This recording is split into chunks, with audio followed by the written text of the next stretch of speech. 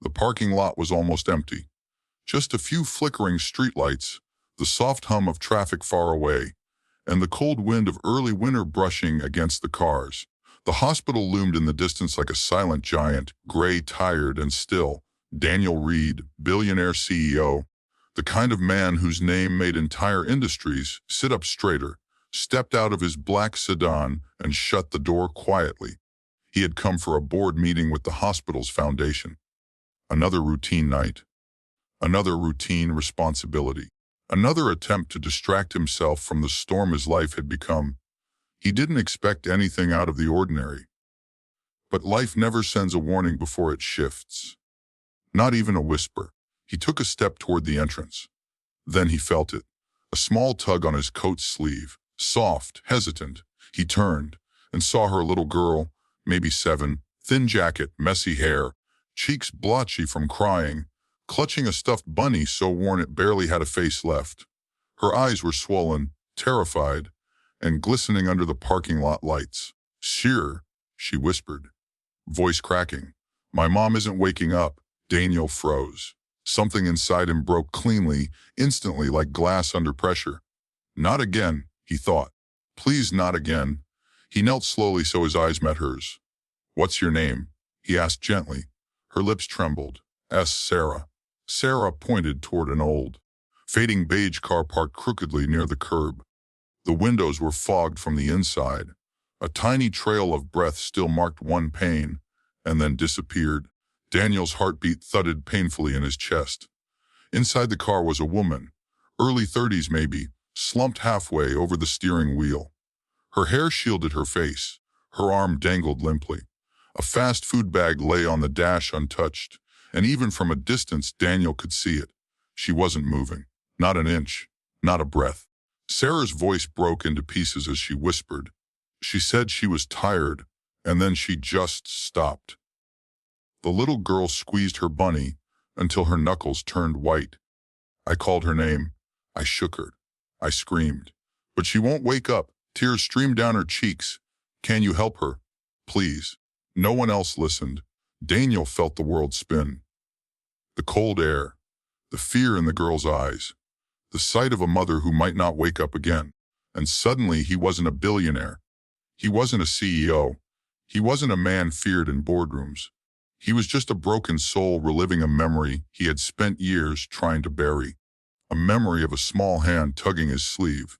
"Dade, Mom won't wake up." He blinked hard, fighting the tremor in his spine. "Take me to her, Sarah," he said. "Right now. If you believe in kindness, second chances, and helping the helpless, please share, and subscribe to Kindines Stories HB. Your support helps us continue sharing powerful human stories like this one." As Daniel ran toward the car, with Sarah's tiny fingers gripping his, pieces of his past slammed back into him like waves. He had grown up poor. Not middle-class struggling, real struggling. The kind where the electricity bill became a weekly enemy and dinner was whatever could stretch. His mother had worked 3 jobs, cleaning homes, stocking shelves, nursing at night. She never rested. And one night, one winter night too close to this one, she didn't wake up. He was 12. He called for help. He begged strangers. Most looked away. It took hours before someone finally listened. He never forgot that feeling. The helplessness, the fear, the belief that maybe his cries didn't matter. It shaped him. It hardened him. It built the man who demanded control because life had once taken everything from him. And now here he was, staring at another little girl, just like him back then, begging for someone to care. He wouldn't fail her. Not today. Not ever. Daniel opened the car door. The smell hit him instantly. Exhaust fumes mixing with the faint scent of perfume. The woman was breathing, but shallow, dangerously shallow. He scooped her into his arms. "Sarah," he said, forcing calm into his voice, "stay with me. We're taking your mom inside." The girl nodded, wiping her nose. Inside the emergency room, chaos followed. Nurses rushing, doctors calling for equipment. Daniel gave every detail he could. But then he heard something that lit a spark of anger inside him. A male nurse whispered to another, "Harmless, maybe. Or a junkie. Why waste resources? Daniel turned sharply. What did you say? The nurse flinched. Oh, I just meant. You don't know her story? Daniel snapped. And you don't get to judge. His voice echoed across the ward. He hadn't even realized how protective he felt. Over a woman he didn't know. Over a child he had just met. But it wasn't really about them. It was about him. The boy inside him still begging someone, anyone, to take him seriously. Sarah tugged his sleeve again. Is she gonna die? Daniel knelt, swallowing the lump in his throat. Not if I can help it. The betrayal stung. Even in emergencies, people judge the poor first, and he refused to let bias decide this woman's fate. Hours passed. Machines beeped rhythmically. The air smelled like antiseptic and fear. Sarah curled up on a couch, hugging her bunny, eyes swollen from crying. A doctor finally approached, stabilized her. She's severely exhausted, dehydrated, and undernourished. She hasn't eaten properly in days. Daniel frowned. Why? The doctor hesitated. We found calluses on her hands, multiple jobs, no breaks. She's been pushing her body far beyond healthy limits. Sarah sniffed. She works all the time so I can have food. The girl looked down, ashamed. She only eats after I do. Sometimes she says she's not hungry, but I know she is. Her voice cracked. Daniel felt something collapse inside him. This woman, this mother, she wasn't broken. She was fighting. Until her body couldn't keep up, and suddenly the world felt cruel again. Like it had when he was 12, when good people paid the highest price for trying too hard. He sat next to Sarah, and for the first time in many years, he felt tears burning his eyes. He tried to hide them, failed. His shoulders shook. Sarah watched him quietly, then whispered, Are you crying for my mom? Daniel nodded slowly, because no mother should suffer like this, and no child should face it alone. The next morning, the woman, Emma, finally opened her eyes, weakly, confused. The first word she whispered was, Sarah. Her daughter launched into her arms. Daniel stood back, swallowing the heavy emotion rising in his chest. Emma noticed him. Her lips parted in shock. You're Daniel Reed, the man from the news.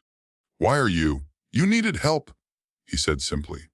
And your daughter asked me, and Emma's eyes filled with tears. I'm so sorry, she whispered. I must have seemed irresponsible, falling asleep like that. You worked yourself to collapse. Daniel said gently, That isn't failure. That's sacrifice. Emma sobbed quietly, shoulders shaking. He turned to Sarah. You saved your mom's life, he told her softly. Don't ever forget that. Sarah hugged her bunny tightly, pride gleaming through her tears.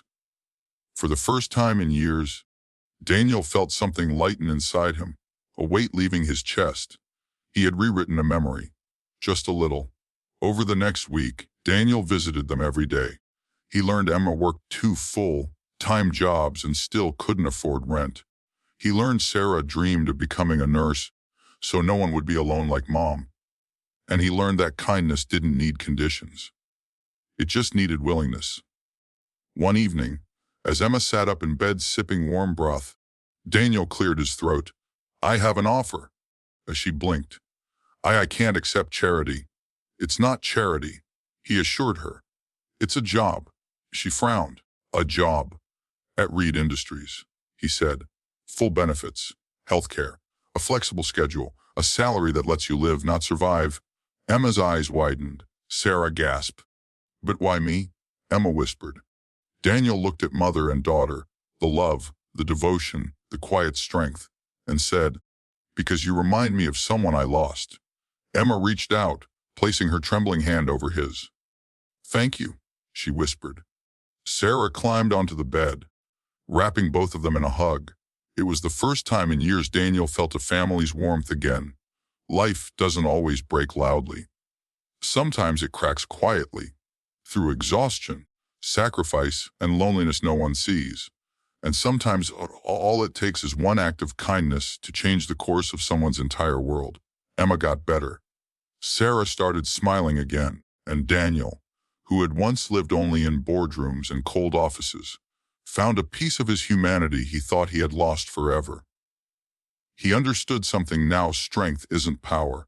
It isn't money. It isn't status. Strength is choosing compassion when the world teaches you to look away. If this story touched your heart, if you believe in kindness, compassion, and second chances, please like, share, and subscribe to Kindness Stars. Tell us in the comments if you've ever helped a stranger, or if someone has ever helped you.